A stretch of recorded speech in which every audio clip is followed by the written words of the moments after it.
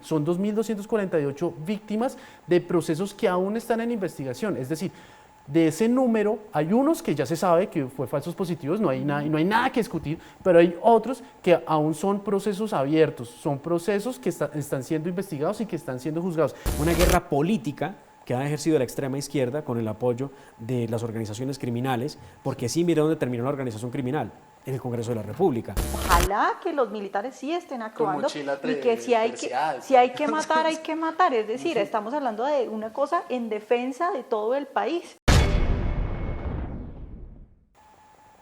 Buenos días y bienvenidos a un nuevo episodio de La Reacción, el análisis políticamente incorrecto de los hechos más importantes de la semana. Y hoy pues vamos a hablar de los falsos positivos, que ya vi yo que la Puya sacó un video sobre si hay falsos positivos o no. Yo tampoco, pero puedo apostar que sé qué es lo que sé que sí, la conclusión es la misma. Sí, obvio, sí, obvio. hay falsos positivos. No, yo creo que dijo hay peores, demasiados falsos positivos y todo el mundo se está muriendo. Pero bueno, vamos a hablar de los falsos positivos porque como ustedes seguramente se habrán dado cuenta, pues la semana pasada el New York Times sacó un artículo que se titula "Las órdenes de letalidad del ejército colombiano ponen en riesgo a los civiles, según oficiales". Entonces ni siquiera yo quiero, pues digamos, analizarlo en términos periodísticos, ni siquiera es como una duda o como una pregunta, está planteado como si los oficiales del ejército colombiano hubieran dicho eso, como si fuera más o menos un comunicado oficial de las Fuerzas Armadas colombianas. Desde ahí es bastante, digamos, malévola la intención del artículo. Y pues digamos que en general, o la columna del artículo, es decir que están presionando a los militares para que tengan resultados, que les exigen cifras, que les exigen que doblen los muertos, las retenciones y los capturados, y que entonces eso provoca que vuelvan los falsos positivos en Colombia. Ahora yo quiero, para darles paso a ustedes, yo quiero preguntar algo, ¿no? Porque es que, o sea, veo a la gente en línea con este artículo planteando como si fuera algo malo la letalidad del ejército. O sea, hasta donde yo tengo entendido, el ejército es una fuerza letal y así tiene que ser. Sí. Es decir, el ejército no está para ir a, no sé, a sentarse a dialogar. Claro, no, el ejército tiene que ser una fuerza letal. Es lo que estamos diciendo con Demar antes, es que cualquier organización exige unos resultados. ¿sí? Y pues las fuerzas militares exigen unos resultados que son bajas. Espera un segundo, ¿una baja qué es? Una baja no es solamente personas muertas, una baja es detenidos, es capturados, es de pronto desmovilizados y sí, también muertos. Pero ¿qué son los resultados de la fuerza letal del Estado? Entonces, ¿qué esperaban? Primero, ¿sí? Mira, aquí dos cosas interesantes para analizar. ¿Por qué un periodista que es de una tendencia de izquierda, que ha sido frecuente visitante de los movimientos subversivos en Colombia, es quien escribe este artículo para impactar directamente en la moral de la tropa colombiana? Es que el ejército colombiano no es un ejército de niñas o de monjitas que van haciendo caridades o de Boy Scouts. No, es un ejército de hombres altamente preparados, de los mejores del continente, sin lugar a dudas, que están listos para una guerra que siguen enfrentando contra el narcotráfico y contra los grupos terroristas. Entonces, plantear un artículo tendencioso como puede ser el del New York Times, lo que hace es poner en tela de juicio qué es lo que está haciendo nuestra fuerza militar y nuestra fuerza policial, que están enfrentando una embestida brutal por parte de los grupos, tanto narcotraficantes como terroristas, que han logrado fortalecerse en virtud del acuerdo que se firmó en La Habana. Porque miren, históricamente con las FARC se ha intentado en cuando menos 10 ocasiones firmar la paz. En la historia, 10 ocasiones. Y las 10 ocasiones son exactamente iguales, es un ciclo. Claro. Intentan la negociación, se sientan en la mesa, hablan de los temas, proponen cambiar el país, derrocar el Estado, proponen todo lo que se les ocurre. Mejor dicho, implementar el marxismo, leninismo o el comunismo o el socialismo del siglo XXI. ¿Y en qué termina? Dándose oxígeno, creciendo y luego saliendo con toda la fuerza que han logrado después de haberse recuperado en contra del pueblo colombiano. Es la misma estrategia. Es la estrategia de atacar por todos los frentes o todos los métodos de lucha. ¿Sí? La combinación de las formas de lucha es esa. Sí, es eso. Pero aquí, a mí lo que más me impacta, digamos, de esa columna o de ese reportaje, como se pueda llamar, es que es como trata a los militares como si fueran tontos y además de eso, como si no hubieran aprendido nada. Es que creo que las personas que en el continente, las personas que más se cuidan de aplicar el derecho internacional humanitario es el ejército colombiano y precisamente porque ya le sucedió. Ya hubo unos abusos, porque no vamos a desconocer, hubo unos abusos hace unos años, desde el 2000 hasta el 2008 hubo una gran cantidad de falsos positivos. ¿Y ustedes creen que un ejército que le sucede eso, que llega y que tiene la moral por el piso, que tiene la imagen también por el piso? Que han visto a sus compañeros ir a la cárcel por... Ajá. No vayan a llegar y no vayan a tomar como una decisión sobre cómo evitar eso. Eso es lo más grave que me parece. Yo no tengo la cifra de esa posición que acabas de expresar respecto a que haya una gran cantidad o que hubo una gran cantidad antes de 2008 y esto es exactamente el gobierno del presidente Uribe. No creo en eso. Hubo unos casos, sí. Fueron documentados, sí. Fueron sancionados también. Pero aquí lo que hay es una guerra sistemática en dos sentidos. Una guerra política que ha ejercido la extrema izquierda con el apoyo de las organizaciones criminales, porque sí, mira dónde terminó la organización criminal, en el Congreso de la República. Y lo segundo, una guerra jurídica en la que empapelaron a muchos oficiales y suboficiales del país. Sí. ¿Por cuenta de qué? De su trabajo en defensa de la misma patria. Entonces resulta ahora que todo el mundo es campesino, que todo el mundo es líder social, que todo el mundo es una víctima del Estado, sabiendo ustedes perfectamente que si hay un negocio que es fabuloso, es la de demandar al Estado por víctimas. Claro. Eso es un negocio. Esto no se puede interpretar de otra manera. Cuando Mateo decía que hubo muchos casos, yo asentí porque pensé que te referías, y bueno, creo que luego lo hiciste refiriéndote a que hubo muchos casos de militares que están en la cárcel por falsos positivos o por supuestos falsos positivos. Estamos hablando de centenares.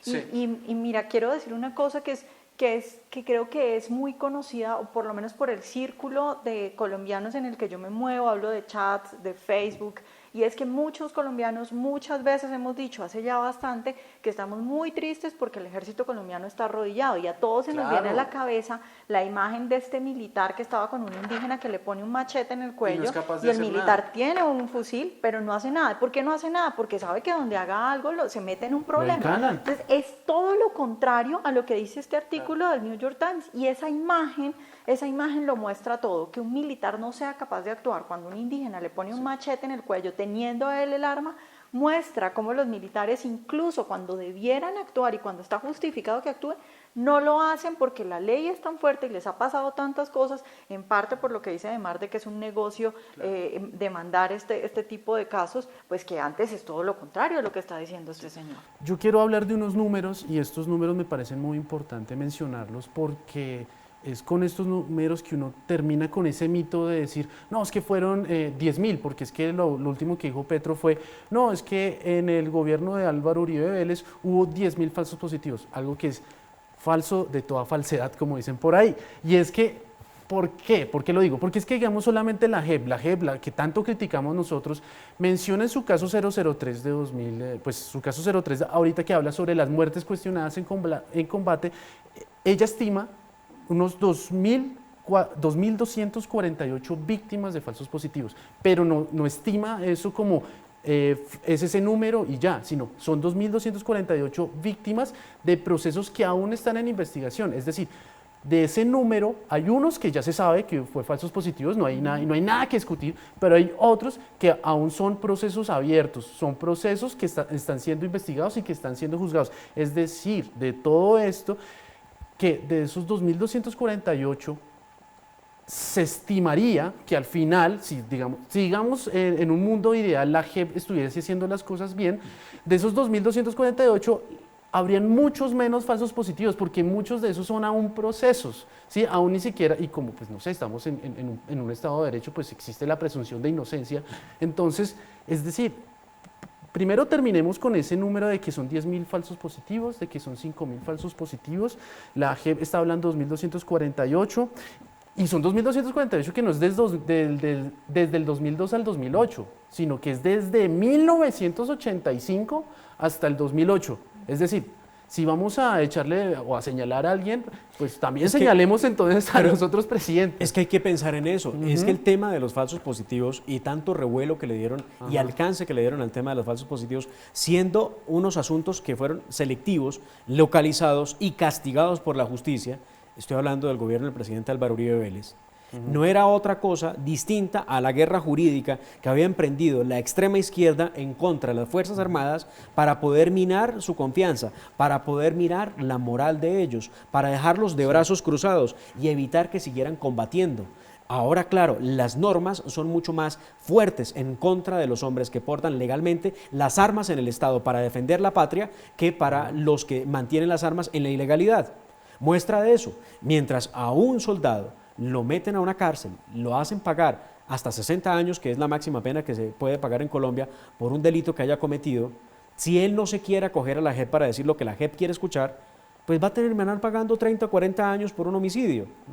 Si el criminal, llámese guerrillero, está en la Justicia Especial para la Paz, aporta verdad, dice que va a reparar a las víctimas con un tenedor o una cuchara o un trapero de los que tienen las FARC, pues simple, va a pagar 8 años y salió. El tema va más allá, porque todo esto alrededor de los famosos falsos positivos, de los que no se trata de un asunto sistemático como lo quiso ver la columna, o se trata de una política de Estado, apunta a una sola cosa, la seguridad democrática. Ese es el objetivo final. Claro. Criticar, diezmar y deslegitimar lo que significó la seguridad democrática, porque desconocen los resultados que tuvo para el país. Si no hubiera sido por la seguridad democrática, el país no hubiera vuelto a las fincas, a las carreteras. Lo recuerdo como si fuera hoy. Recuerdan, la campaña era Vive Colombia, viaja por ella, y era aterrador ver buses llenos de personas queriendo viajar al departamento del Meta, al departamento del Quindío, al Tolima, y tanquetas, motos y hombres en blindados fuertemente armados, dispuestos a repeler un ataque para proteger a los ciudadanos. Fue una cosa sencillamente maravillosa. Y entonces están mezclando una cosa en la otra solo por perseguir al que inventó la seguridad democrática, que se llama Álvaro Uribe Vélez. En el otro día un militar me decía, esto es tan bajo porque cogen a los militares, los tiran a un mar donde se están ahogando y luego les tiran un salvavidas. Y claro, ellos no tienen otra opción, sino que si te estás muriendo, pues te agarras de ese salvavidas. Y él me lo ponía como ejemplo de lo que le pasa a muchos militares en la JEP, porque los acusan de una cosa que es falsa. Y entonces luego les dicen, la única, o se pudre en la cárcel, o va a la JEP y dice lo que la JEP quiere que usted diga. Es eso. Claro, entonces si usted es un militar, es que ojo, porque es que estamos hablando de gente, a mí me causa mucha curiosidad, porque cuando les voy a leer una parte de la columna, dice, el mayor general Nicasio Martínez Espinel, comandante del Ejército de Colombia, reconoció haber emitido las nuevas órdenes y exigir que los oficiales establezcan objetivos concretos para matar, capturar o forzar la rendición de grupos criminales y rebeldes. ¿Qué tiene de malo eso? Eso no tiene nada de malo. Claro que hay que poner objetivos concretos para ese tipo de cosas. Pero ojo, porque estamos hablando de gente que está poniendo su vida por ir a hacer, por defendernos a todos, por defender al país, por salvar el país. O sea, estos militares no están ahí porque, no sé, porque no tienen nada más que hacer. El poder coercitivo del Estado es eso. Totalmente. El Estado tiene la capacidad para poder actuar de manera letal si lo necesita, con tal de defender su soberanía o la seguridad, honra y bienes de los ciudadanos. Y es así como funciona.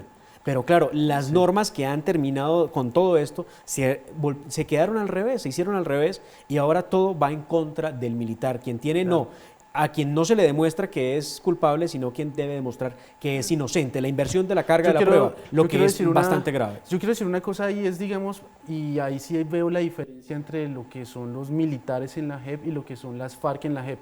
Yo soy de las personas que quien hace un falso positivo, pues obviamente tiene que pagar y tiene que pagar con todo. Claro.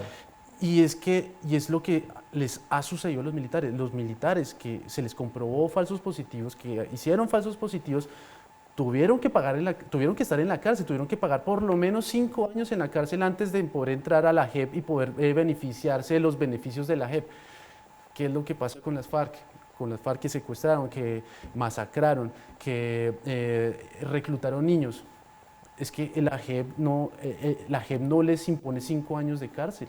La JEP no les impone un solo día de cárcel, simplemente les impone diga la verdad y No, nada, es que no diga la verdad y repare. ¿Y qué va a hacer reparar? Yo no sé, pronto un mensaje por WhatsApp diciendo lo siento. Sí, Pronto, o sea, ¿qué ser. dijeron de Santrich? Nada, libertad, que lo liberen y ya, ¿no? Y yo quiero decir otra cosa, y pues cambiando un poquito de tema, ese es el tema de la estrategia militar o la estrategia de defensa del gobierno de Duque. Y aquí yo soy muy crítico de Duque, pero aquí sí soy, si quieren me pueden llamar duquista, pero aquí es que Me parece muy bien, me parece fabuloso. pero es que aquí la política es que tenemos que primero también entender cuál es la política de defensa de Duque contrastada con la política de Juan Manuel Santos. Es que Juan Manuel Santos, ¿cuál era la política la estrategia de defensa? La estrategia de defensa de Santos era no hagan nada porque es que si no se tiran la paz, se tiran los acuerdos de paz. ¿Qué es lo que...? Claro, porque el país está lleno de coca, porque los militares no hacían nada con Santos. Y es que qué es lo que está haciendo Iván Duque. Yo no sé, yo me puse también a leer el plan de defensa, el plan estratégico de defensa y seguridad de Duque, y él lo que busca, digamos, bueno, tiene varios ejes, pero uno de esos ejes, o el eje importante que vamos a mencionar acá, es que es un plan de seguridad cooperativa. Es decir, aquí la seguridad cooperativa es simplemente, primero, además de tener alianzas estratégicas con distintos estados, sean vecinos o sea del mismo hemisferio, la OEA, también es necesario mantener, y esta palabra es muy importante, mantener la disuasión del Estado. La función principal, la función más básica del Estado, mantener la disuasión para que los grupos criminales, ya sean disidencias de las FARC, ya sean grupos criminales organizados, ya sean cualquier otro grupo, pues paguen. Es que es así de sencillo. Es que, mire, se ha construido un discurso de doble moral en el país a raíz del acuerdo, porque si algo le ha hecho daño a la República, ha sido el acuerdo con la guerrilla de las FARC. ¿Y cuál es ese doble discurso? La gente le parece muy grave que Garavito haya violado a más de 300 niños. Eso es bestial, eso es reprochable, merece la muerte, dicen algunos en la ciudadanía, otros dicen no, la cadena perpetua para que pague con dolor todo el daño que le hizo a estos niños, para él la máxima pena. Pero ese mismo sujeto, con unas características muy parecidas, que pertenece a las FARC, no. Como es la paz, entonces no. A él la curul o a él un tratamiento especial, una audiencia a puerta cerrada, para él todas las garantías porque lo merece. Él es un hombre que ahora quiere hacer la paz. No, ese es un discurso de doble moral que está llevando un pésimo mensaje a la ciudadanía y es, si usted es criminal, no se conforme con ser criminal porque le va muy mal. Sí. Lo meten a la cárcel y no, tiene que vincularse a un grupo, a una estructura terrorista fuerte, hacer y cometer las barbarias más absurdas, violar el derecho internacional humanitario cuantas veces pueda, cometer delitos de lesa humanidad y todo lo que venga de por medio. Y usted tendrá claridad en que va a ser o congresista o va a ser candidato a una alcaldía o un municipio. Si tú matas a una persona, pues ahí te va a dar duro la cárcel. Pero si matas 500.000 personas, 1.000 claro, personas, es que es eso. Ahí sí, ya tienes una curul. Cometes un homicidio y entonces vas 40 o 50 años de acuerdo a la circunstancia y al Código Penal vas a la cárcel. Pero si mandaste unos cilindros bomba contra la iglesia Bojayá y dejas más de 100 personas muertas, entre ellas 45 niños, de los que solamente quedaron sus zapaticos tirados en el templo, ahí sí entonces te vas directo al Congreso de la República. Claro. Ese es el discurso de doble moral que nos está haciendo a la feria del libro y a los colegios y a las universidades. Y te hacen programas y entonces ya hay clases en la universidad. ¿Cómo se llaman las clases de las universidades? Sí, la Cátedra de Paz. Cátedra de Paz. Y en los colegios también. Sí, y entonces ya te obligan a pensar que las FARC trabajaron o lucharon por el pueblo. Sí, bueno, nos toca cerrar ya. Yo solo quiero recordar otra vez lo de la imagen del militar con el cuchillo, con el machete en el cuello y sin hacer nada, para que vean cómo es completamente lo contrario a lo que dice el artículo de New York Times. Y también recordar que muchas veces yo veo esta es una burla muy común. Hace poco lo dijo el el señor este de Bucaramanga, que es tan gracioso, diciendo que todos los policías en Colombia eran gordos, y lo mismo se dice, la gente se suele burlar que porque no actúan, pero cuando actúan o cuando se piensa que actúan, entonces lo señalan, es decir, todos admiramos esas películas, vemos esas películas de Estados Unidos cuando llegan, no sé, todas estas fuerzas especiales y toda esta gente, y los admiramos y decimos, wow, qué bueno tener eso, pero entonces acá llega un gringo izquierdista a decir que podría estar pasando eso y todo el mundo se escandaliza. No, ojalá que los militares sí estén actuando y que si hay que matar, hay que matar. Es decir, estamos hablando de una cosa en defensa de todo el país. Y bueno, el que llevó esa información y el que habló de esos hechos y de esas circulares, esas directrices, ha cometido una grave violación al derecho colombiano. Ha cometido violación y traición a la patria. Eso se tiene que poner de presente, porque eso no se hace. Una directriz de seguridad de Estado no anda en el New York Times publicándose y saliendo en los reportes de prensa, en ninguna parte, porque es algo del secreto del Estado. Y sí, eso es traición a la patria. Y claro, están muy preocupados porque están buscando quién fue el que lo filtró, quién fue el que lo dijo. Lo grave es eso, que terminamos que de pronto el ejército nuestro está conformado entonces por alguna facción de personas que están muy de acuerdo con la paz de Santos y muy en contra de la guerra de Uribe o la guerra de Duque. Y no se trata de la guerra ni de la paz, se trata del orden justo y del poder del Estado. Bueno, pero quedamos en eso, en que hay que rodear a los militares, que ojalá los militares sí estén actuando y que no volvamos a ver esas imágenes de un militar con un machete en el cuello y que el militar pueda responder cuando tenga que hacerlo, porque ese es su trabajo y ese es el trabajo que le aplaudimos. Nos vemos en un próximo episodio.